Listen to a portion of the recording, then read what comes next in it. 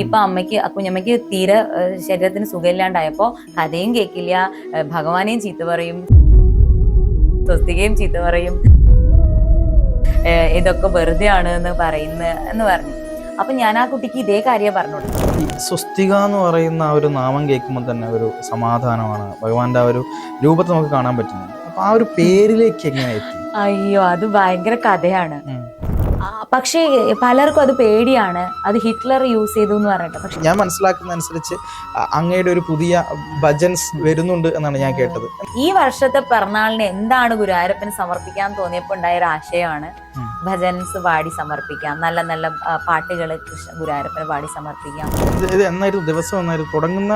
ഫെബ്രുവരി 3. അതിന്റെ അടിയിൽ വരുന്ന കമന്റുകൾ, ഈ ഒരു സംസാരം എന്നെ ഒരുപാട് മാറ്റം വരുത്തിയിട്ടുണ്ട്, എൻ്റെ അവസ്ഥകളിൽ നിന്ന് എന്നെ മോചിപ്പിച്ചിട്ടുണ്ട്, ഞാൻ ഭഗവാനിലേക്ക് കൃത്യമായിട്ട് എത്തിയിട്ടുണ്ട് എന്നൊക്കെയുള്ള കമന്റുകൾ ഞാൻ കാണാറുണ്ട്. നമസ്കാരം. ഇന്ന് നമ്മുടെ കൂടെയുള്ളത് ഗുരുവായൂരപ്പ ഭക്തയായിട്ടുള്ള ആളുകൾക്ക് ഒരുപാട് കണ്ണൻ്റെ കഥകൾ പറഞ്ഞു കൊടുത്ത് ആത്മീയപരമായിട്ടുള്ള ഒരുപാട് കാര്യങ്ങൾ പറഞ്ഞു കൊടുക്കുന്ന സോഷ്യൽ മീഡിയയിലെ സ്റ്റാർ കൂടിയായിട്ടുള്ള ശ്രീ സ്വസ്തിക പാർവതിയാണ്. സ്വാഗതം. ഹരേ കൃഷ്ണ, ജയ ശ്രീ രാധേ. നമസ്കാരം. ഞാൻ കുറേയായി സ്വസ്തികജിയായിട്ടൊരു ഇൻ്റർവ്യൂ എടുക്കണം എന്നിങ്ങനെ വിചാരിച്ചിരിക്കുന്നു. പക്ഷെ ഇപ്പോഴാണ് അതിനൊരു സമയമായത്. ഭഗവാൻ ഈ സമയമാണ് അനുവദിച്ചതെന്ന് തോന്നുന്നു. ഞാൻ ചോദിക്കുന്നത് എങ്ങനെയാണ്, അതായത് കണ്ണൻ്റെ കഥകളിലേക്ക് എങ്ങനെയാണ് എത്തുന്നത്? കണ്ണൻ്റെ കഥകളിലേക്ക് ഞാൻ എത്തിയതല്ല, ഗുരുവായൂരപ്പൻ എന്നെ എത്തിച്ചതാണ്. അതായത് കൊറോണ ടൈമില് ഇങ്ങനെ വീട്ടിലൊക്കെ ഇരിക്കുന്ന സമയത്ത് പലരും പല കാര്യങ്ങളിൽ സന്തോഷം കണ്ടെത്തി. ഞാൻ ഭഗവാന്റെ സ്പിരിച്വൽ ആയിട്ടുള്ള കാര്യങ്ങൾ, ഞാൻ ഭഗവത്ഗീത ഗ്രൂപ്പിൽ ജോയിൻ ചെയ്തു. അപ്പം എൻ്റെ മാതാജി, അർച്ചന മാതാജി, ഭഗവാന്റെ കുറേ കഥകൾ ലിങ്ക് എനിക്ക് അയച്ചു തരും. പിന്നെ പ്രഭുപദരുടെ ഭഗവത്ഗീത ഒക്കെ ചെറുപ്പം മുതലേ കഥകൾ വായിച്ചിട്ടുണ്ടെങ്കിലും എനിക്ക് ക്ലിയർ ആയിട്ടുള്ളൊരു പിക്ചർ ഇല്ല. അതായത് നമ്മുടെ പുരാണങ്ങളൊക്കെ അവിടെ ആയിട്ടുള്ള കഥകളെ അറിയുള്ളായിരുന്നു. അപ്പൊ അതൊക്കെ ഒരു കൂട്ടി യോജിപ്പിച്ച് വായിച്ച് മനസ്സിലാക്കിയത് ഭഗവത്ഗീതയിൽ നിന്ന് കിട്ടിയ ഒരു പ്രചോദനം. പിന്നെ ശ്രീമദ് ഭാഗവതം വായിച്ചു. അപ്പൊ അങ്ങനെ എനിക്ക് ഏകദേശം ഭഗവാന്റെ കഥകള് ആ സമയത്ത് എനിക്ക് തോന്നി, കൊറോണ സമയത്ത് എല്ലാവരും ടെൻഷനും എല്ലാവരും വിഷമത്തിലും പല ഡിപ്രഷനിലാകുമ്പം ഗുരുവായൂരപ്പന്റെ കഥകൾ കേട്ടപ്പോഴാണ് പലർക്കും ആശ്വാസമായത്, എനിക്കും. അപ്പൊ അന്നേരം ആ ഒരു ഹാപ്പിനെസ്, ഞാൻ അനുഭവിച്ച ഹാപ്പിനെസ്, ഭഗവാന്റെ സ്നേഹം ഞാൻ എല്ലാവർക്കും പകർന്നു കൊടുക്കാനായിട്ട് സോഷ്യൽ മീഡിയ വഴി ശ്രമിച്ചു. കാരണം ഞാനൊരു യാഥാസ്ഥിതികമായിട്ടുള്ള ഒരു സാധാരണ ലേഡിയാണ്. ഹസ്ബൻഡ്, കുട്ടി, വീട്ടിലെ കാര്യങ്ങള്, പിന്നെ ഓഫീസ്, അങ്ങനെ പറഞ്ഞിട്ടൊരു ചെറിയ വൃത്താണ് എനിക്കുള്ളത്. അപ്പൊ ആ വൃത്തത്തിൽ നിന്നുകൊണ്ട് വലിയ ഫേമായിട്ടുള്ള വ്യക്തിയല്ല. അപ്പൊ ആ ചെറിയ വൃത്തത്തിൽ നിന്നുകൊണ്ട് ഭക്തിക്ക് ഓരോ കാലഘട്ടത്തിലും ഭഗവാൻ ഭക്തി പ്രസ്ഥാനം എന്ന് പറഞ്ഞിട്ട് ഓരോ ആളുകളെ അതിലേക്ക് വിടൂലേ. അപ്പൊ അങ്ങനെ ഓരോ ആളുകളുടെ കഥയൊക്കെ കേട്ട് പ്രചോദനായി. അങ്ങനെ ഞാനും എന്ത് ചെയ്തു, എൻ്റെ കുഞ്ഞു കുഞ്ഞു കഥകൾ പറയാൻ തുടങ്ങി. അത് ഭക്തജനങ്ങൾ, അതായത് ഭഗവാൻ എന്ന് പറഞ്ഞാൽ ഓൾ അട്രാക്റ്റീവ് അല്ലേ. അപ്പൊ ഹൃദയത്തിൽ എന്തായാലും ഭഗവാൻ ഇരിക്കുന്നവരെല്ലാം ഓട്ടോമാറ്റിക്കലായിട്ട് ആ സ്വസ്തിക എന്ന് പറഞ്ഞ പേജ് അത് അങ്ങോട്ട് അട്രാക്റ്റഡ് ആയതാണ്. അത് ഗുരുവായൂരപ്പൻ ആക്കിയതാണ്, ഞാൻ ആക്കിയതല്ല. ഗുരുവായൂരപ്പനാണ് എന്നെ ഇതിലേക്ക് എത്തിച്ചത്. തീർച്ചയായിട്ടും. അപ്പം ഈ സ്വസ്തിക എന്ന് പറയുന്ന ആ ഒരു നാമം കേൾക്കുമ്പോൾ തന്നെ ഒരു സമാധാനമാണ്. ഭഗവാന്റെ ആ ഒരു രൂപത്തെ നമുക്ക് കാണാൻ പറ്റുന്നുണ്ട്. അപ്പൊ ആ ഒരു പേരിലേക്ക് എങ്ങനെ എത്തി? അയ്യോ, അത് ഭയങ്കര കഥയാണ്. അത് ഈ കൊറോണ ടൈമിന് മുന്നേയും എൻ്റെ മാരേജ് കഴിഞ്ഞ് കുറച്ച് കഴിഞ്ഞപ്പോഴത്തേക്ക് തന്നെ എനിക്ക് മുന്നേ ഈ കൃഷ്ണൻ, അമ്പലം, ഈ സ്പിരിച്വൽ ആയിട്ടുള്ള കാര്യങ്ങൾ വായിക്കുക, അതൊക്കെയാണ് ഇൻട്രസ്റ്റ്. അപ്പോൾ മാരേജ് കഴിഞ്ഞ് കുറെ കഴിഞ്ഞപ്പോഴത്തേക്കും എനിക്ക് കൂടുതൽ ഈ ആത്മീയ കാര്യങ്ങളിലേക്കുള്ള താല്പര്യം ഇങ്ങനെ വർദ്ധിച്ചു വരുന്ന സമയത്ത് ഒരുപാട് ഞാൻ ഇങ്ങനെ വായിക്കുമായിരുന്നു. ഇങ്ങനെ വായിക്കാന്ന് വെച്ചാല് ഇങ്ങനെ ഒരു ക്യൂരിയോസിറ്റിയാ, ഒന്ന് വായിക്കുക, അടുത്തതിലേക്ക് പോവാ. ഇപ്പൊ ശ്രീ ശങ്കരാചാര്യരെ വായിച്ചുകൊണ്ടിരിക്കുമ്പോൾ അവിടെ നിന്ന് എന്തെങ്കിലും ഒരു കണക്റ്റഡ് ആയിട്ട് വേറൊരാളുടെ, അപ്പൊ പത്മപാദരുടെ അടുത്ത ആ കഥ വായിക്കും. അങ്ങനെ വായിച്ച് ഹിസ്റ്ററി ഇങ്ങനെ ഇങ്ങനെ പോകുമ്പോഴാണ് സ്വസ്തിക എന്ന് പറയുന്ന ഒരു ചിഹ്നത്തെ കുറിച്ചിട്ട് വായിക്കുന്നത്. അപ്പൊ സ്വസ്തിക എന്ന് പറയുന്നത് ഓൾ ഇസ് വെൽ എന്നാണ് അർത്ഥം. സർവമംഗളകാരി, വിഷ്ണുവിനെ, സൂര്യനെ, ഗണപതിയെ ഒക്കെ പ്രതികരിക്കും, ബുദ്ധനെ, അതെല്ലാം പ്രതികരിക്കുന്ന ഒരു ഓസ്പീഷ്യസ് ആയിട്ടുള്ള മംഗളകരമായിട്ടുള്ള ഒരു ചിഹ്നമാണ്. പക്ഷേ പലർക്കും അത് പേടിയാണ്, അത് ഹിറ്റ്ലർ യൂസ് ചെയ്തു എന്ന് പറഞ്ഞിട്ട്. പക്ഷെ ഹിറ്റ്ലർ അതിന്റെ നേരെ ഓപ്പോസിറ്റ് ഡയറക്ഷനിലുള്ള നാസ്തികയാണ് യൂസ് ചെയ്തതെന്നാ പറയുന്നത്. അപ്പൊ അത് ഇതിന്റെ നേരെ ഡിസ്ട്രക്ഷൻ ആണ്, അതിന് നേരെ ഓപ്പോസിറ്റ് ആയിട്ടുള്ള ഫലമാണ്. ഇത് നല്ലതാണെങ്കിൽ, നന്മ ഉണ്ടെങ്കിൽ തിന്മ ഉണ്ടാവും. അപ്പൊ തിന്മയാണ് അത് പ്രതികരിക്കുന്നത്. പക്ഷെ രണ്ടും എൻറ്റയർലി ഡിഫറെന്റ് ആണ്.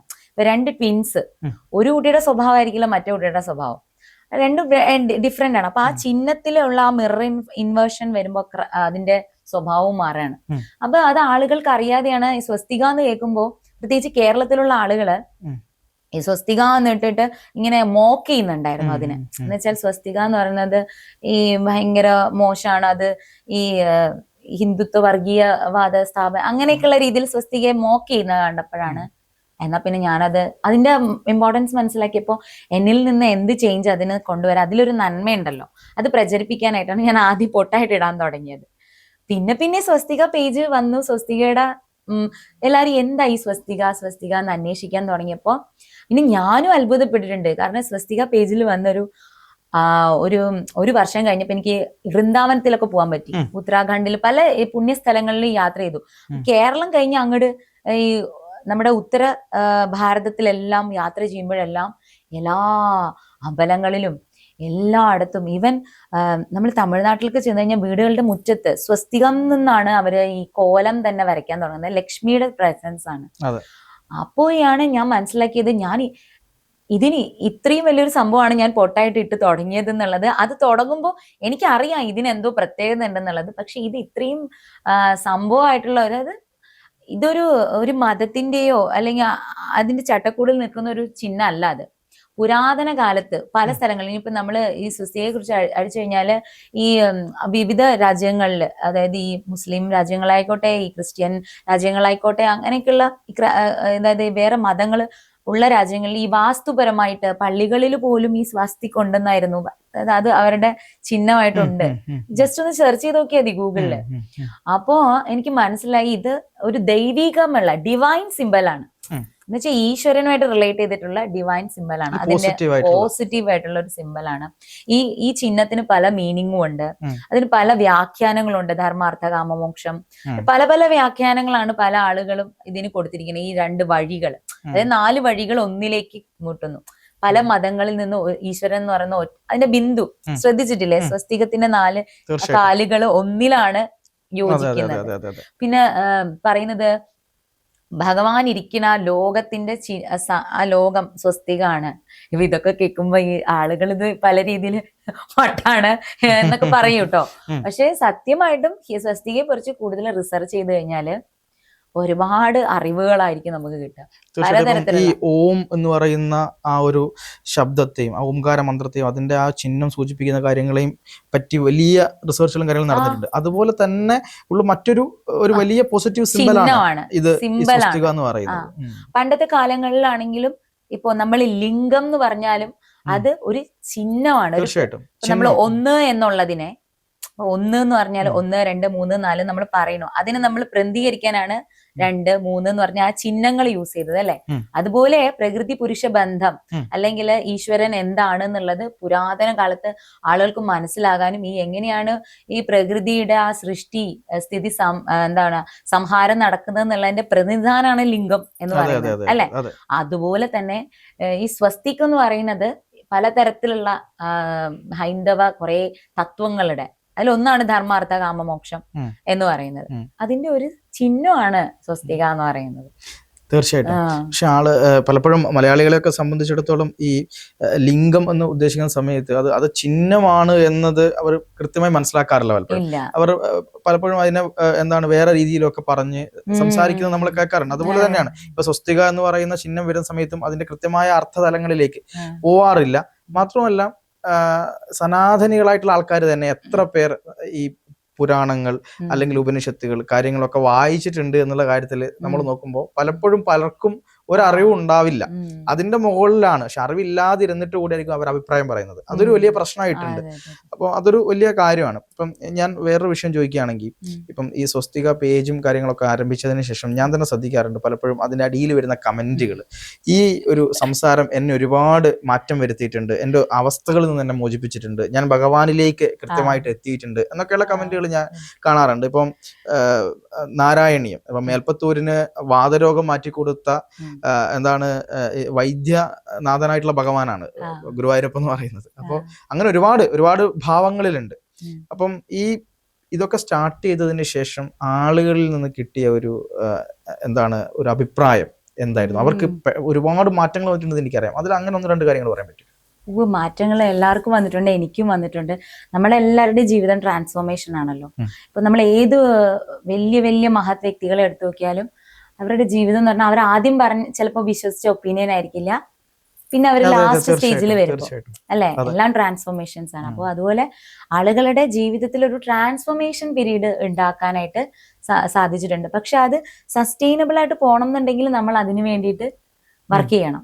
ഇപ്പോ ഞാൻ കഥകൾ പറയുമ്പോൾ പെട്ടെന്നൊരു മോട്ടിവേഷൻ അവർക്ക് ഭക്തിയിൽ കിട്ടുന്നുണ്ടെങ്കിലും നമ്മൾക്കുണ്ടായ ആ ഒരു ചേഞ്ച് അത് നമ്മളതിങ്ങനെ മെയിൻറ്റെയിൻ ചെയ്ത് കൊണ്ടുപോകാനും കൂടെ സാധിക്കണം. അപ്പോൾ ഇപ്പൊ സ്വസ്തികയിലൂടെ കഥകൾ പറഞ്ഞു, ആ സമയത്തുള്ള വേദനകൾ മാറി, ഒരുപാട് സന്തോഷം. സ്വസ്തിക നിങ്ങൾ കാരണം എല്ലാം എനിക്ക് ഒരുപാട് സന്തോഷമാണ്. പക്ഷെ അതൊന്നും ഞാൻ ചെയ്തതല്ല, ആ ഒരു പീരീഡിലൊരു ട്രാൻസ്ഫോർമേഷന് ഭഗവാൻ എന്നെ ഒരു ടൂളായിട്ട് യൂസ് ചെയ്തു. പക്ഷെ ആ ട്രാൻസ്ഫോർമേഷൻ ഇനിയും സസ്റ്റൈനബിൾ ആയിട്ട് പോകുമ്പോഴാണ് ആളുകൾ പിന്നെ അങ്ങോട്ട് ഓടുകയാണ്. അതായത് അവിടെ അത് ചെയ്യണം, ഇത് ചെയ്യണം, അത് ചെയ്യണം, ഇങ്ങനെ ചെയ്യണം, അത് പഠിക്കണം, ഇത് പഠിക്കണം, അങ്ങനെയല്ല. നമുക്ക് കിട്ടി, സംഭവം കിട്ടി, ഭക്തി കിട്ടി. ഇനി അതെന്ത് ചെയ്യാ? ആ ഭക്തി കിട്ടുക എന്ന് പറയുന്നത് തന്നെ ഒരു വലിയൊരു അല്ലെ, ഭക്തി കിട്ടുക എന്ന് പറയുന്നത് ഒരു ഭഗവാനോടുള്ള പരമപ്രേമം, ആ നിഷ്കാമമായ സ്നേഹം തോന്നുക എന്ന് പറയുന്നത് ഇല്ലേ, ഒന്നിനും അല്ലാണ്ട് ഭഗവാനെ സ്നേഹിക്കാനുള്ള ഒരു മനസ്സ് കിട്ടുക എന്ന് പറയുന്നത് തന്നെ വലിയ കാര്യമാണ്. അതൊരു സ്റ്റേജിൽ ഒരു കഥയിലൂടെയോ ഒരു സ്പാർക്കായിട്ട് കിട്ടി. പിന്നെ അത് മെയിൻറ്റെയിൻ ചെയ്ത് കൊണ്ടുപോകുന്നതിലാണ് എനിക്ക് കാര്യമായിട്ട് തോന്നുന്നത്. അല്ലാണ്ട് ഈ പെട്ടെന്നുള്ള അഭിപ്രായങ്ങൾ ഒരു വീഡിയോ കാണുമ്പോൾ ഒരു പ്രത്യേകമായിട്ട് ഒരു ആരാധന തോന്നിയിട്ട് പെട്ടെന്നൊരു കമന്റ് ഇടുക, അല്ലെങ്കിൽ പെട്ടെന്നൊരു കമന്റ് എഴുതുക, അതിനേക്കാളും ഞാൻ വിശ്വസിക്കുന്നത് അത് സസ്റ്റൈനബിൾ ആയിട്ട് പോയി അവരെ ഒരുപാട് ഭക്തിയിൽ മുന്നേറി അങ്ങനെ പോകുമ്പോഴാണ്. ചിലപ്പോൾ പല ആളുകളും ഇപ്പോഴും ഒത്തിരി ട്രാൻസ്ഫോർമേഷൻ സംഭവിച്ച ആളുകളുണ്ട്, അവരൊന്നും കമന്റ് ഇടുന്നില്ല, എന്നെ അപ്രോച്ച് ചെയ്യുന്നില്ല, എന്നെ കാണാൻ ശ്രമിക്കുന്നില്ല, എന്നിലേക്ക് എത്തുന്നില്ല. പക്ഷെ അവരെവിടെയോ എത്തിയിട്ടുണ്ട് ഇല്ലേ, അവർ ഭഗവാനിലേക്ക് എത്തിയിട്ടുണ്ടാവും. ചിലപ്പോൾ മരണപ്പെട്ടിട്ടുണ്ടാവും, 5 വർഷം കഴിഞ്ഞല്ലോ. അതുകൊണ്ട് തന്നെ ഞാന് ഈ കമന്റ്സിലോ എന്നെ ഇങ്ങനെ വളരെ നല്ലതാണെന്ന് പറയുന്നതിലൊന്നും ഞാൻ ഒരുപാട് അർത്ഥം കാണുന്നില്ല. എല്ലാം ഞാൻ മേടിക്കും, കമന്റ്സിലെ നല്ല കാര്യങ്ങളൊക്കെ ഞാൻ മേടിക്കും. സർവം കൃഷ്ണാർപ്പണം, ഗുരുവായൂരപ്പന് കൊടുക്കും. പക്ഷെ നമ്മുടെ സനാതന സംസ്കാരമൊക്കെ അനുസരിച്ച് പറയുമ്പോൾ അതില് ഈ ഗുരുക്കന്മാർക്ക് വലിയ പ്രാധാന്യമുണ്ട്, വഴികാട്ടികൾക്ക് പ്രാധാന്യമുണ്ട്. പലപ്പോഴും പുരാണങ്ങളിലൊക്കെ ഭഗവാൻ തന്നെ പല രൂപങ്ങളിൽ വന്ന് വഴികാട്ടുന്നതായിട്ടാണ് കാണാറുള്ളത്. അപ്പൊ അതുകൊണ്ട് ഇപ്പോഴത്തെ കാലത്ത് ധർമ്മം സംസാരിക്കുന്ന അല്ലെങ്കിൽ ഭഗവാന്റെ കാര്യങ്ങൾ സംസാരിക്കുന്ന ആളുകൾക്ക് വളരെ പ്രാധാന്യം ഉണ്ട് എന്നാണ് പറയുക. അപ്പൊ അത് ഒരു ചെറിയ കാര്യമാണ് എന്ന് വിശ്വസിക്കുന്നുണ്ടോ? അതൊരു വലിയ കാര്യമല്ല, നിസ്സാരവൽക്കരിക്കുന്നതല്ല ഞാന്. പക്ഷെ ഇത് എന്നെ ഇപ്പൊ ഒരു ടൂളായിട്ട് എടുത്തു ഭഗവാൻ. അത് എന്തെങ്കിലും മുജ്ജന്മ ഒരു പുണ്യം കൊണ്ടായിരിക്കാം, എന്തെങ്കിലും ആയിരിക്കാം ഭഗവാൻ എടുത്ത്. നാളെ ഭഗവാനെ വേറെ ആളുകളിലേക്കാണെങ്കിൽ അതങ്ങനെ. അപ്പൊ ഞാൻ അതിൽ വിശ്വസിക്കുന്നത് എനിക്ക് ഭഗവാൻ ഒരു ചാൻസ് തന്നല്ലോ ഭക്തി പ്രചരിപ്പിക്കാനേ കാണുന്നുള്ളൂ. ഞാൻ ഒന്നും നിസ്സാരമായിട്ട് എടുക്കുന്നില്ല, കമന്റ്സുകളൊക്കെ പോസിറ്റീവായിട്ട് എടുക്കും. എന്തെങ്കിലും ഞാൻ പറയുന്നതിൽ മിസ്റ്റേക്ക് ഒക്കെ കണ്ടുപിടിച്ചിട്ട് ആളുകൾ പറയുമ്പോൾ ഞാൻ അത് പിന്നെ കറക്റ്റ് ചെയ്യാനായിട്ട് ശ്രമിക്കാറുണ്ട്. ഞാനൊന്നും അങ്ങനെ ഒരു അല്ല എനിക്കെല്ലാം അറിയാം എന്നുള്ള രീതിയിലല്ല, എനിക്ക് ഇപ്പോഴും ഒന്നും അറിയില്ല. എനിക്കിങ്ങനെ കഥകള് കാണിച്ചു തരുന്നു, അത് പറയുമ്പോൾ ഞാനിങ്ങനെ ഓരോന്ന് വായിക്കും. ഇപ്പൊ ദേവി മഹാത്മ്യം ഞാൻ വായിച്ചു, അപ്പൊ എനിക്കൊരു സന്തോഷവും എനിക്ക് ഒരു ഭയങ്കര ഒരു സന്തോഷം കിട്ടി, അല്ലെങ്കിൽ എനിക്കൊരു ബ്ലിസ് കിട്ടിയെങ്കിൽ ഞാൻ ഉടനെ തന്നെ അത് സ്വസ്തിക വീഡിയോ വഴി ഞാൻ ആ ബ്ലിസ് മറ്റുള്ളവർക്ക് പകർന്നു കൊടുക്കാൻ ശ്രമിക്കും. അപ്പൊ ചിലർക്ക് അത് കിട്ടും. അപ്പൊ നമ്മൾ ഈ റേഡിയോ വഴി ഇങ്ങനെ ട്രാൻസ്മിറ്റ് ചെയ്യും, അപ്പോൾ ഓരോ അറിവുകൾ ട്രാൻസ്മിറ്റ് ചെയ്യും. ചിലരത് ക്യാച്ച് ചെയ്യും, ചിലരത് മൈൻഡ് ചെയ്യില്ല എന്ന് പറഞ്ഞ പോലെ ചിലർക്ക് അത് ചിലപ്പോൾ ഒരു വാതിലായിരിക്കും. ഇപ്പൊ ദേവിയെ കുറിച്ച് പറയും, ഗുരുവായൂരപ്പനെ കുറിച്ച് പറയും, പക്ഷെ അൾട്ടിമേറ്റ് ഒന്നാണെന്ന് അറിഞ്ഞുകൊണ്ട് തന്നെയാണ്. പക്ഷെ എല്ലാവരും നമുക്ക് വേണ്ടേ? നമ്മള് ഒരു കുടുംബത്തില് നമുക്ക് ഒരാൾ മാത്രം മതി എന്ന് പറഞ്ഞ് നമുക്ക് മൂവ് ചെയ്യാൻ പറ്റില്ലല്ലോ. എല്ലാ സകല ചരാചരങ്ങളിലും ഈശ്വരനുണ്ട്. അപ്പൊ ഈ ഈശ്വര സാന്നിധ്യം അറിഞ്ഞവരായിരിക്കുമല്ലോ ദൈവിക ഭാവത്തിലേക്ക്. ഇപ്പൊ നമ്മുടെ ആചാര്യന്മാരാണെങ്കിലും ഗുരുക്കന്മാരാണെങ്കിലും പ്രവാചകന്മാരാണെങ്കിലും ഇവരെല്ലാം ഭഗവാന്റെ കാര്യം പറയാൻ വേണ്ടി വന്ന ആൾക്കാരാണ്. അവരിലെല്ലാം ഈശ്വര ചൈതന്യമുണ്ട്. അപ്പൊ അവരെല്ലാവരെയും റെസ്പെക്ട് ചെയ്ത് നമുക്ക് മുന്നോട്ട് പോകാനും പറ്റുള്ളൂ. അപ്പോൾ എല്ലാവരിൽ നിന്നും ഇപ്പൊ എന്ത് കാര്യത്തിൽ നിന്നും നമ്മൾ നല്ല കാര്യങ്ങൾ സ്വീകരിക്കുക. പിന്നെ ഒരുപാട് ഹേർട്ട് ചെയ്യുന്നതോ അല്ലെങ്കിൽ നമ്മളെ വിഷമിപ്പിക്കുന്നതോ നമ്മളെ വ്യക്തിപരമായി അധിക്ഷേപിക്കുന്നതോ ആയിട്ടുള്ള കാര്യങ്ങളൊന്നും ഞാൻ എടുക്കാറില്ല. അത് ഞാൻ സമയത്തിന് വിട്ടുകൊടുക്കും, സമയം ക്ലിയർ ചെയ്യും. കാരണം അവർക്ക് അവരുടെ അജ്ഞത അല്ലെങ്കിൽ എന്നിൽ കണ്ട കുറവ് അത് ഭഗവാന് ശരിയാണ്, ധാർമ്മികമാണ്, അത് മാറ്റണം എന്ന് തോന്നിയാൽ എനിക്ക് മാറ്റും. കാരണം ഞാൻ എല്ലാം ഭഗവാനിൽ സബ്മിറ്റ് ചെയ്തിട്ടാ ചെയ്യണം എന്ന് എനിക്ക് വിശ്വാസമുണ്ട്. അപ്പൊ അതുകൊണ്ട് അത് മാറ്റും, അത്രേ ഉള്ളൂ. തീർച്ചയായിട്ടും. ഇപ്പം ഇത് പറഞ്ഞു വന്ന സമയത്താണ്, അതായത് എല്ലാം നമുക്ക് വേണം എന്ന് പറഞ്ഞില്ലേ, പക്ഷെ നമ്മുടെ ഈ പലപ്പോഴും ഈ എന്താണ് വിഭാഗീയത സൃഷ്ടിക്കാൻ പലപ്പോഴും പല ആൾക്കാർ ശ്രമിക്കാറുണ്ട്. ഇപ്പം ഭഗവാന്റെ കൃഷ്ണന്റെ കാര്യം പറയുന്ന സമയത്ത് തന്നെ ശിവന്റെ കാര്യം പറയുന്നില്ല എന്ന് പറയുന്ന ആൾക്കാരുണ്ട്. ശിവന്റെ കാര്യം പറയുമ്പോൾ അവിടെ വിഷ്ണുവിന്റെ കാര്യം പറയുന്നില്ല, ദേവിയുടെ കാര്യം പറയുന്നില്ല എന്ന് പറയുന്നുണ്ട്. പക്ഷെ ഈ 3 സ്വരൂപങ്ങളും യഥാർത്ഥത്തിൽ ഒന്നാണ്, ഒന്നിന്റെ ഭാഗമാണ് എന്ന് പറയാൻ പലപ്പോഴും ആളുകൾ കുറവാണെന്ന് എനിക്ക് തോന്നിയിട്ടുണ്ട്. പക്ഷെ ഇപ്പൊ കുറെ ആൾക്കാർ പറയുന്നുണ്ട്, അങ്ങനെയല്ല. പക്ഷെ എന്നാലും ഈ ശൈവ വൈഷ്ണവ പിന്നെ എന്താണ് ശാക്തേയ ഈ വിഭജനം എന്ന് പറയുന്ന ഒരു സംഭവമുണ്ട്. അതും പലപ്പോഴും ഈ ചില കാര്യങ്ങളിലൊക്കെ എനിക്ക് തോന്നിയിട്ടുണ്ട്. കൂടുതലായിട്ട് കേരളത്തിൽ എത്രത്തോളം ഉണ്ടെന്ന് എനിക്കറിയില്ല, പക്ഷെ പല നമ്മൾ ഈ ഇവിടെ തമിഴ്നാട്ടിൽ നിന്ന് അങ്ങോട്ട് പോകുന്ന സമയത്ത് പലപ്പോഴും അത് കാണാറുണ്ട്. അത് എത്രത്തോളം ശരിയാണ്, അല്ലെങ്കിൽ അങ്ങനെ അനുഭവം ഉണ്ടായിരിക്കുമല്ലോ, എത്രത്തോളം അതൊരു നല്ല പ്രവണതയാണോ? അതെ, എനിക്ക് എന്നോട് ആദ്യം പറയുമ്പോൾ എന്താ ശിവന്റെ കഥ പറയാത്തതെന്ന് ചോദിക്കും. അത് വെച്ചാലേ എനിക്ക് തോന്നുന്നതെന്ന് വെച്ചാല് ഇപ്പൊ ഭഗവാൻ ശ്രീകൃഷ്ണൻ എല്ലാ ആളുകൾക്കും ഒരേ കുറിപ്പടി എഴുതാൻ പറ്റുമോ? മരുന്ന് ഇല്ല. നമ്മളെല്ലാവരും മാനസിക രോഗികളായിട്ടാണ് എനിക്ക് തോന്നിയിട്ടുള്ളത്. ചെറിയൊരു ഫിലോസഫിയും സൈക്കോളജിയും ഒക്കെ ഉണ്ട് ഈ സ്പിരിച്വാലിറ്റിയിൽ. എല്ലാവർക്കും ചെറിയ എന്തൊക്കെയോ മാനസിക പ്രശ്നങ്ങളുണ്ട്, മാനസിക രോഗങ്ങളുണ്ട്. ഇതിനുള്ള ചികിത്സയും കൂടിയാണ് ആധ്യാത്മികത എന്ന് പറയുന്നത്. ഇപ്പൊ നമുക്ക് നമ്മുടെ ഭൗതികപരമായിട്ടുള്ള ജീവിതത്തില് പൈസ കൊണ്ടോ അല്ലെങ്കിൽ കുറെ സ്വത്ത് കൊണ്ടോ കുറെ പഠിപ്പ് കൊണ്ടോ ക്ലിയർ ചെയ്യാൻ പറ്റുന്ന കാര്യമല്ല മാനസികമായിട്ടുള്ള നമ്മുടെ സാറ്റിസ്ഫാക്ഷൻ ഇല്ലായ്മ, അല്ലെങ്കിൽ ഒരു ഫ്രസ്ട്രേഷൻ, നമ്മുടെ കാര്യങ്ങൾ. അതായത് നമുക്ക് ഫ്രസ്ട്രേഷൻ വരുമ്പോൾ, നമുക്ക് ഡിപ്രഷൻ വരുമ്പോൾ, ഇതൊക്കെ നമുക്ക് ഈ പൈസ കൊണ്ടോ അല്ലെങ്കിൽ കുറെ ആൾബലം കൊണ്ടോ ഒന്നും നമുക്ക് നികത്താൻ പറ്റില്ല. അപ്പൊ അതിനെന്ത് തന്നെ വേണം? അതിന് സ്പിരിച്വൽ ആയിട്ട് ആധ്യാത്മികത എന്ന് പറയുന്നത് ഒരു ചെറിയൊരു മരുന്ന് പോലെയാണ്. ഈശ്വരൻ എന്ന് പറയുന്ന പരമസത്യം നമ്മുടെ ഉള്ളിലുണ്ട്, അതിനെ പുറത്ത് അന്വേഷിക്കേണ്ട കാര്യമില്ല, അത് നമ്മുടെ ഉള്ളിൽ തന്നെയാണ്, അത് നമുക്ക് സ്ട്രെങ്ത് ആണെന്ന് മനസ്സിലാവുമ്പോഴാണ് നമുക്ക് ആ ഭയം ഇല്ലാണ്ട് ജീവിക്കാൻ പറ്റുന്നത്. അപ്പൊ ഈ മാനസികമായിട്ടുള്ള ആ മെച്യൂരിറ്റി പലർക്കും പല രീതിയിലാണ് ഉണ്ടാവുന്നത്. പലരും പല വഴികൾ സ്വീകരിക്കുന്നു. അപ്പോ ചിലര് ഈശ്വരന് രൂപം ഇല്ലാണ്ട് കാണുന്നു, ചിലര് രൂപം ഉണ്ടാവുന്നു. അപ്പൊ ആ രൂപത്തിൽ തന്നെ പല ഡിഫറെന്റ് ആയിട്ടുള്ള രൂപങ്ങൾ, അവർക്ക് ഏതാണോ കംഫർട്ടബിൾ ആയിട്ട് ഫീൽ ചെയ്യുന്നത് ആ രൂപത്തെ അവര് സ്വീകരിക്കുന്നു. അത്രയും ഞാൻ മനസ്സിലാക്കുന്നുള്ളൂ. അത് ഓരോരുത്തരുടെ മാനസികമായിട്ടുള്ള മെച്യൂരിറ്റി, അവരുടെ താല്പര്യങ്ങള്. ഇപ്പൊ നമ്മളൊരു ഹോട്ടലിൽ പോയി കഴിഞ്ഞാൽ 10 പേര് 10 ഫുഡായിരിക്കും ഓർഡർ ചെയ്യുക. ഓരോരുത്തരുടെയും ഇഷ്ടം വ്യത്യസ്തമായിരിക്കില്ലേ? അതുപോലെ ഈശ്വരനെ അവർ കാണുന്ന രൂപം ഭാവം ഒക്കെ വ്യത്യസ്തമാണ്. അതുകൊണ്ടാണ് അവർ പക്ഷെ അതിന്റെ പേരില് വിഭാഗീയതയും വർഗീയതയും സൃഷ്ടിക്കുമ്പോഴാണ് സമൂഹത്തിൽ നിന്ന് എന്ത് പോകുന്നത്? എന്താ ഈശ്വരൻ എന്ന് പറഞ്ഞ സ്നേഹമാണ്, സഹിഷ്ണുതയാണ്, സഹവർത്തിത്വമാണ്. ഇങ്ങനെ എല്ലാവരും ചിന്തിച്ചു കഴിഞ്ഞാൽ ഈ ലോകം എത്ര എത്ര എത്ര നല്ലതായിരിക്കും അല്ലെ? അപ്പോ നമ്മൾ പറയണ പോലെ നന്മ ഉണ്ടെങ്കിൽ തിന്മ ഉണ്ടെന്ന് പറയണ പോലെ ഈ ഒരു ഈശ്വരന്റെ ആ ഭാവത്തിലും രൂപത്തിലും ഓരോരുത്തരും അവരവരുടെ ക്വാളിറ്റീസ് അസൈൻ ചെയ്യാണ്. ശരിക്കും ഈശ്വരൻ നിർഗുണൻ, നിരാകാരൻ, അല്ലെങ്കിൽ നിർഗുണ പരബ്രഹ്മം എന്ന് പറഞ്ഞ ഗുണമില്ല എന്നല്ല, ഗുണാതീതനാണ്. നമ്മളിലുള്ള സത്വരജോ തമോ ഗുണങ്ങൾക്ക് അധീനനാണ് ഭഗവാൻ. പക്ഷെ നമ്മളിലുള്ള ഗുണങ്ങൾ അനുസരിച്ച് നമ്മൾ ഈശ്വരനൊരു ഭാവം നോക്കിയിട്ട് നമ്മുടെ സ്വഭാവത്തുമായിട്ട് താതാത്മ്യപ്പെടുന്ന ആളുകളായിട്ട് നമ്മൾ എന്ത് ചെയ്യും? ഇപ്പോ ശിവൻ എന്ന് പറഞ്ഞാൽ അയ്യോ എനിക്ക് കൃഷ്ണനെ പേടിയാണ്, കൃഷ്ണൻ ഒരുപാട് പരീക്ഷിക്കും, ആ ശിവനാണെങ്കിൽ ക്ഷിപ്രപ്രസാദിയാണെന്ന് പറയും. അതെന്താ വെച്ചാൽ അവർക്ക് പെട്ടെന്ന് ഫലം വേണം അല്ലെ? ക്ഷമയില്ല, പെട്ടെന്ന് ഫലം വേണം, ആഗ്രഹിക്കണ എന്തും പെട്ടെന്ന് സാധിക്കണം.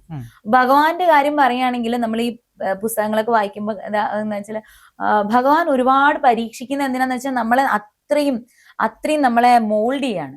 അത്രയും നമ്മളെ മോൾഡ് ചെയ്ത നമ്മുടെ സ്വഭാവവും നമ്മുടെ മനസ്സും ഒക്കെ ഇങ്ങനെ തങ്ക കമ്പി പോലെ അത്രയും പ്യോർ ആയിട്ട് വരുമ്പോൾ മാത്രമേ, പ്യോർ ഭക്തിയിലേക്ക് എത്തുമ്പോൾ മാത്രമേ ഭഗവാൻ പിന്നെ നമ്മുടെ ദാസനാണ് എന്നാണ് പറയുന്നത്.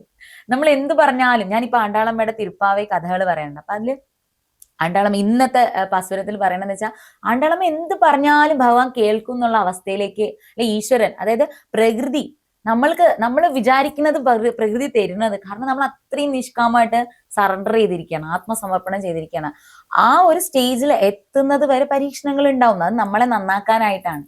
പക്ഷെ മനുഷ്യനെ സംബന്ധിച്ചിടത്തോളം പരീക്ഷണങ്ങൾ ഇഷ്ടമല്ല, ഇൻസ്റ്റന്റ് എന്താണ് റിസൾട്ട് കിട്ടണം, ക്ഷിപ്രം എന്നാണ്. പക്ഷെ ക്ഷിപ്രമായിട്ട് നമുക്ക് കിട്ടുമ്പോ എന്താ ചെയ്യാച്ചാല്, ഗുരുവായൂരപ്പനോട് ചോദിച്ചാൽ, ഇപ്പൊ ഈശ്വരൻ എന്ന് പറയുന്നത് ഇപ്പൊ ഗുരുവായൂരപ്പനായിട്ടോ മഹാദേവനായിട്ടോ നിങ്ങൾ വിചാരിച്ചാല് ഭഗവാനോട് ഒരുപാട് കരഞ്ഞു നമ്മൾ ചോദിക്കുന്ന ഓരോ കാര്യങ്ങൾ ഭഗവാൻ തഥാസ്തു എന്ന് പറയും, സാധിച്ചു തരും. പക്ഷെ അത് പിന്നെ നമുക്ക് എന്ത് പറ്റും? നമുക്ക് ദുഃഖമായിട്ട് വരും. അപ്പൊ ഈ ദുഃഖം അല്ലെങ്കിൽ നമ്മളുടെ ഡിസാറ്റിസ്ഫാക്ഷൻ, നമ്മുടെ നമ്മളിങ്ങനെ ഒരുപാട് ചോദിച്ച് മേടിച്ച് കഴിയുമ്പോൾ പിന്നെ നമ്മൾ ഒരു ഒരുപാട് ടൈം കഴിയുമ്പോഴായിരിക്കും നമുക്ക് തോന്നുന്നത് ഇത് നമുക്ക് വേണ്ടിയിരുന്നില്ല. അപ്പൊ നമ്മൾ വെയിറ്റ് ചെയ്യുക. ഗുരുവായൂരപ്പൻ ചിലപ്പോൾ എന്തോ ഒന്ന്, ഭഗവാൻ എന്തോ ഒന്ന് മനസ്സിൽ കാണുന്നുണ്ടായിരിക്കും. അപ്പൊ നമുക്ക് എന്തോ ഒരു വിഷമം ഉണ്ടായി, അല്ലെങ്കിൽ നമുക്ക് എന്തെങ്കിലും ഒന്ന് കിട്ടിയില്ല, അല്ലെങ്കിൽ നമ്മൾ ആഗ്രഹിച്ച് സാധിച്ചില്ല എന്നുണ്ടെങ്കിൽ പേഷ്യൻസിൽ വിചാരിക്കുക അത് ചിലപ്പോ ഭഗവാന്റെ നിശ്ചയമായിരിക്കാം. ഞാൻ അങ്ങനെയാട്ടോ വിചാരിക്കുക. അതെന്റെ ഒരു രീതിയാണ്. ഒരുപാട് വിഷമങ്ങളും സങ്കടങ്ങളും എന്താ പറയുക, നിർഭാഗ്യങ്ങളും വേദനകളും വിഷമങ്ങളും ഒക്കെ കടന്നു പോകാറുണ്ട്, കടന്നു പോകുന്നുണ്ട്, കടന്നു പോയിട്ടുണ്ട്. അപ്പോഴൊക്കെ ഞാൻ വിചാരിക്കുന്നത് എന്താ വെച്ചാല് ഗുരുവായൂരപ്പന്റെ നിശ്ചയമാണ്. നമ്മുടെ കയ്യിലല്ലാത്ത കാര്യങ്ങൾക്ക് നമുക്ക് ഭഗവാന് വിട്ടുകൊടുത്തല്ലേ പറയണം. അല്ലാണ്ട് ഞാൻ ഒരിക്കലും ഈശ്വരനെ നിഷേധിക്കുകയോ അല്ലെങ്കിൽ നമ്മുടെ ഗുരുക്കന്മാരെ നിഷേധിക്കുകയോ ഇതൊക്കെ തെറ്റാണെന്ന് പ്രചരിപ്പിക്കുകയോ ഒന്നും ചെയ്യില്ല.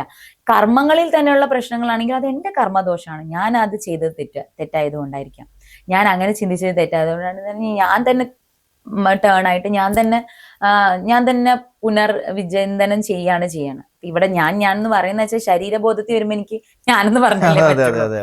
അപ്പം നമ്മളെന്ന് പറയുന്ന ആളെ മോൾഡ് ചെയ്യാൻ വേണ്ടിയിട്ട് ഭഗവാൻ മാറ്റി. പക്ഷെ ഇതുപോലെ എല്ലാവരും ചിന്തിച്ചു കഴിഞ്ഞാല് ഈ മാനസിക പ്രശ്നം മാറാവുന്നുള്ളതേ ഉള്ളൂ. അപ്പൊ അവർക്ക് മനസ്സിലാവും ശിവനും ഒന്നാണ്, വിഷ്ണുവും ഒന്നാണ്. വിഷ്ണു എന്ന് പറഞ്ഞാൽ ഒന്നാണ്, എല്ലാം ഒന്ന് തന്നെയാണ്. ശിവം എന്ന് പറഞ്ഞാൽ ശരിക്കും മംഗളകാരി എന്നാണ് അർത്ഥം. വിഷ്ണു എന്ന് പറഞ്ഞാൽ സർവ്വവ്യാപി. ഭഗവാന്റെ പല പല പേരുകളാണ്, ലക്ഷക്കണക്കിന് കോടിക്കണക്കിന് പേരുകളാണ് നമ്മൾ ഓരോരോ ഈശ്വരൻ എന്ന് പറഞ്ഞ് വിളിക്കുന്നത്. അതിന്റെ പേരിലാണ് ഇവിടെ പലതരത്തിലുള്ള അസഹിഷ്ണുതയും തമ്മിത്തല്ലും നടക്കുന്നത്. അത് കാണുമ്പോൾ ശരിക്കും പറഞ്ഞാൽ ഈ കുറെ ഇങ്ങനെ മനസ്സിലാക്കി വരുമ്പോൾ നമുക്ക് കഷ്ടമാണ് തോന്നുന്നത്. പണ്ടൊക്കെ ഞാൻ അഗ്രസീവായിട്ട് റിപ്ലൈ ചെയ്യും. ഇപ്പം മനസ്സടങ്ങി. ഇങ്ങനെയുള്ള കാര്യങ്ങളൊന്നും എന്താ പറയാ, ഇങ്ങനെയുള്ള കാര്യങ്ങൾ മതപരമായ വിഷയങ്ങളിലൊക്കെ അങ്ങോട്ടും ഇങ്ങോട്ടും തമ്മിത്തല്ലി നമ്മള് സമയം പാഴാക്കാനുള്ളതല്ല നമ്മുടെ ലൈഫ്. കൂടുതൽ മോൾഡ് ചെയ്യുക, നമ്മുടെ ബിഹേവിയറിനെ മോൾഡ് ചെയ്യുക, അറിവുകൾ നേടുക, മനുഷ്യരിൽ നല്ല സ്നേഹിക്കാൻ പഠിപ്പിച്ചു കൊടുക്കുക. ഈശ്വരനെ ആണെങ്കിലും പരസ്പര ആളുകൾ തമ്മിലാണെങ്കിലും സ്നേഹിക്കാൻ പഠിപ്പിച്ചു കൊടുക്കുക. ഇത്രയാണ് ഇപ്പൊ ഞാൻ ചെയ്യുന്നത്. അല്ലാണ്ട് ഞാനിപ്പോ മതപരമായ വിഷയങ്ങളിൽ അങ്ങനെയുള്ള തമ്മിത്തല്ലിലൊന്നും ഒരു അഗ്രസീവായിട്ട് ആളുടെ അതിനുള്ള ഒരു റിപ്ലൈ ഞാൻ ഇപ്പൊ കൊടുക്കാറില്ല. അത് എനിക്കുണ്ടായ ട്രാൻസ്ഫോർമേഷൻ ആണ്. ഒരർത്ഥത്തിൽ ഭഗവാൻ നമ്മളെ പാകപ്പെടുത്തുകയാണ്, നമ്മളെ തന്നെ പാകപ്പെടുത്തുകയാണ്. അതെ. ഈ ഭജനം എന്ന് പറയുന്നത്, അതായത് ഭഗവാന്റെ നാമങ്ങൾ ഉരിയാടുകയും അഷ്ടപതി പാടുകയും ഒക്കെ ചെയ്യുന്നത്, വളരെ കീർത്തനങ്ങൾ, നാമജപങ്ങളൊക്കെ ഇവിടെ ഒരുപാട് പോസിറ്റീവായിട്ടുള്ള എനർജി ഉണ്ടാക്കുകയും ഭഗവാനിലേക്ക് ആളുകളെ അടുപ്പിക്കുകയും ചെയ്യും എന്ന് പറയുമ്പോൾ ഭജൻസ് ഇപ്പം നമ്മുടെ പുതിയ സൊസൈറ്റിയിൽ ജെൻസിയിൽ വരെ വലിയ മാറ്റങ്ങൾ സൃഷ്ടിച്ചുകൊണ്ടാണ് പോകുന്നത്. ഇപ്പൊ കേരളത്തിലൊക്കെ നമ്മൾ ഒരിക്കലും പ്രതീക്ഷിക്കാത്ത തരത്തിലാണ് കേരളത്തിൽ ഈ ഭജൻസ് വേദികൾ നിറയുന്നത്. അപ്പം ഞാൻ മനസ്സിലാക്കുന്ന അനുസരിച്ച് അങ്ങയുടെ ഒരു പുതിയ ഭജൻസ് വരുന്നുണ്ട് എന്നാണ് ഞാൻ കേട്ടത്. എന്താണ് അതിന്റെ ഡീറ്റെയിൽസ് എന്ന് പറയാം? ഭജൻസ് ചെറുപ്പം മുതലേ നമ്മൾ ഭജനയ്ക്കൊക്കെ പോകും കേട്ടോ. അച്ഛന് ഇതൊക്കെ ഭയങ്കര താല്പര്യമായിരുന്നേ. അപ്പൊ ഞാൻ ചെറുപ്പത്തില് ഭജൻ ഗ്രൂപ്പിന്റെ കൂടെ പോവായിരുന്നു. പക്ഷെ സത്യമാണ്, അന്നൊക്കെ ഭജൻസിനൊക്കെ പോവാന്ന് പറയുമ്പോ കൂടെ പഠിക്കുന്ന കുട്ടികളൊക്കെ ഒരു മോശം, രാത്രിയിലൊക്കെ ആയിരിക്കില്ലേ, ഈവനിങ് രാത്രിയിലൊക്കെ ആയിരിക്കും ഭജനമൊക്കെ കഴിഞ്ഞിട്ട് നമ്മൾ വീട്ടിൽ വരിക. അന്നേരമൊക്കെ എനിക്ക് പഠിക്കണം എന്നുള്ള ആഗ്രഹം ആയതുകൊണ്ട് അത് ഒരുപാട് ക്ഷേത്രങ്ങളിൽ, തിരുവനന്തപുരത്ത് ഒരുപാട് ക്ഷേത്രങ്ങളിലൊക്കെ, ഒരുപാട് മീൻസ് ആ തുടങ്ങിയ സമയത്ത് ഏട്ടന്മാര് വന്ന് വിളിക്കും. അപ്പൊ ഞാനൊരു കൊച്ചുകുട്ടി, ഒരു കുട്ടി അതിന്റെ കൂടെ ഭജനം പാടുമ്പോൾ നല്ല രസമായിരിക്കുമല്ലോ എന്ന് വിചാരിച്ച് അവര് വന്ന് വിളിക്കും. പിന്നെ എനിക്കതൊരു അപഹർഷതാബോധമൊക്കെ ആയിട്ട് തോന്നി തുടങ്ങിയായിരുന്നു ചെറുപ്പത്തില്. അയ്യേ, ഇത്രയും ആണുങ്ങളുടെ കൂടെ, എന്റെ മോളുടെ പ്രായമൊക്കെ ആയപ്പോഴേക്കേ ഇച്ചിരി ഒന്ന് വലുതായി കഴിഞ്ഞപ്പോ എനിക്കതൊരു മോശമായിട്ട് തോന്നി. ഈ ആണുങ്ങളുടെയൊക്കെ കൂടെ ഞാൻ പോയിരുന്ന് പാടുന്നത് ശരിയല്ലോ. അന്നേരം അങ്ങനെ ആയിപ്പോയി. ശരിക്കും എത്ര നല്ലതായിരുന്നു ഭജൻ പാടി നടന്നിരുന്നെങ്കിൽ അന്നേന്ന്. ഇപ്പോഴാണ് അതൊരു പിന്നെ വന്നപ്പോ പാട്ടുകൾ എനിക്ക് ഭയങ്കര ഇഷ്ടമാണ്, പാടാൻ ഇഷ്ടമാണ്, പാട്ടുകൾ പഠിച്ച് പാടാൻ ഇഷ്ടമാണ്. ഒരുപാട് അറിവൊന്നും ഇല്ല പാട്ടിന്റെ, പക്ഷെ ഇതുപോലുള്ള ഭഗവാന്റെ പാട്ടുകൾ അഷ്ടപതിയൊക്കെ പാടുമ്പോൾ ഭയങ്കര ഇഷ്ടമാണ്. അപ്പൊ കഴിഞ്ഞ ഒരു 3 വർഷമായിട്ട് എല്ലാ വർഷവും എന്റെ പിറന്നാളിന് ഗുരുവായൂരപ്പൻ എന്തെങ്കിലും ഒരു സമർപ്പണം ഉണ്ടാവും. കഴിഞ്ഞ വർഷങ്ങളിലൊക്കെ അഷ്ടപതി, രാധാ സഹസ്രനാമം, അങ്ങനെ ഓരോ ഇത്. ഈ വർഷം ഞാൻ വിചാരിച്ചു ഒരു ഭജൻ സംഘ് കുറെ ലേഡീസിന്റെ കൂടെ ഭജന പാടിയിട്ട് ഭഗവാന് സമർപ്പിച്ചാലോ എന്നൊരു ആഗ്രഹം തോന്നി. അങ്ങനെയാണ് ഭജനിലേക്ക്.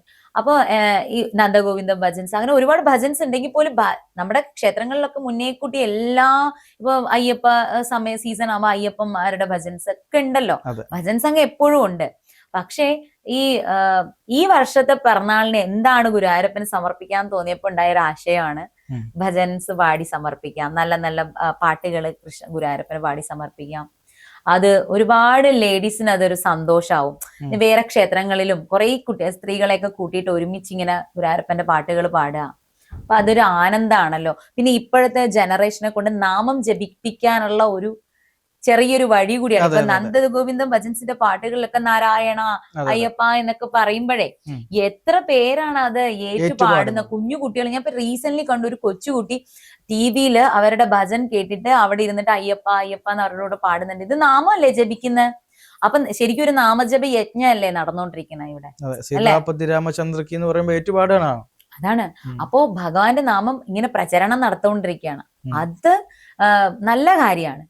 അത് നല്ല കാര്യമാണ്. അത് കമേഴ്ഷ്യലൈസേഷൻ എന്നുള്ളതിന്റെ അല്ല കേട്ടോ ഞാൻ വിചാരിക്കണേ. അതൊരു മോണിറ്ററി ബെനിഫിറ്റ്സിനോ അല്ലെ ഫെയിമിനോ ആരെങ്കിലും മറികടക്കാനോ മത്സരത്തിനോ ഒന്നിനുമല്ല. ഭഗവാന്റെ നാമം പ്രചരിപ്പിക്കാനും ആനന്ദിക്കാനും ഭജൻസ് അതിനു വേണ്ടിയിട്ടാണ് ഞങ്ങൾ സ്വസ്തിക ശ്രീ രാധേയൻ ഭജൻസ് എന്ന് പറഞ്ഞിട്ട് ഒരു ഇത്. അങ്ങനെയാണ് 8 ലേഡീസ് ഉണ്ട്. ഇനിയും അത് വിപുലീകരിക്കണം.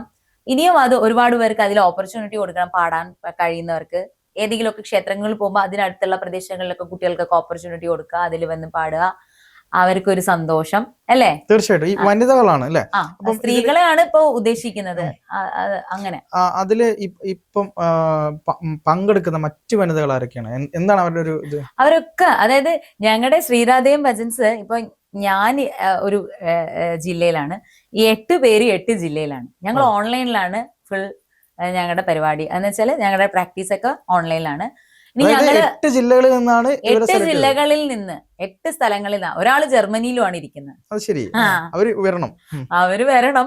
അവര് വന്നില്ലെങ്കിലും അങ്ങനെയല്ല ഞാൻ ഉദ്ദേശിച്ചത്. ഞങ്ങളുടെ ഗ്രൂപ്പിൽ ഓരോരുത്തരും ഓരോ സ്ഥലങ്ങളിലാണ് ഇരിക്കുന്നത്. അവിടെ ഇരുന്നാണ് ഞങ്ങൾ പ്രാക്ടീസ് ചെയ്യുന്നത്. എന്നിട്ട് ഞങ്ങൾ ഒരു ജോയിൻ ചെയ്യും. ഒരു തലേന്ന് ഒരു റിഹേഴ്സൽ ഉണ്ടാവും. അത് മാത്രമേ ഉണ്ടാവുള്ളൂ. പിന്നെ തട്ടകത്തിൽ കയറുകയാണ്. അതൊരു കൗതുകം കൂടെയാണ്. അറിയില്ല എന്താവുന്ന. അപ്പൊ വലിയ ഹൈപ്പ് കൊടുക്കാനും ഒരു പേടിയുണ്ട്. കാരണം പല ഭജൻസും തൊട്ടടുത്തുള്ള അമ്പലങ്ങളിലുള്ള ചേച്ചിമാരോ അങ്ങനെയൊക്കെയല്ലേ. പക്ഷെ ഇതൊരു വ്യത്യസ്തമായിട്ട് ഞങ്ങൾ പല സ്ഥലങ്ങളിൽ നിന്നുള്ള, അത് എന്തുകൊണ്ടാണ് പല സ്ഥലങ്ങളിൽ നിന്നുള്ള ആളുകളെ ചൂസ് ചെയ്തതെന്ന് വെച്ചാൽ, ഒന്നാമത് സ്വസ്തിക, എനിക്ക് ഭഗവാനോട് ഒരുപാട് സ്നേഹം വേണം. എന്ന് വെച്ചാൽ ഒരു ഇഷ്ടമുള്ള ആൾക്കാരായിരിക്കണം. സ്വസ്തിക ഇതിലൂടെ എന്നോട് മീൻസ് എന്റെ കൂടെ അത്രയും ഇതായിട്ട് നിൽക്കുന്ന കുറച്ച് കുട്ടികള്, മീൻസ് അത്രയും സ്നേഹത്തോടു കൂടി നിൽക്കുന്ന കുറച്ച് കുട്ടികള്.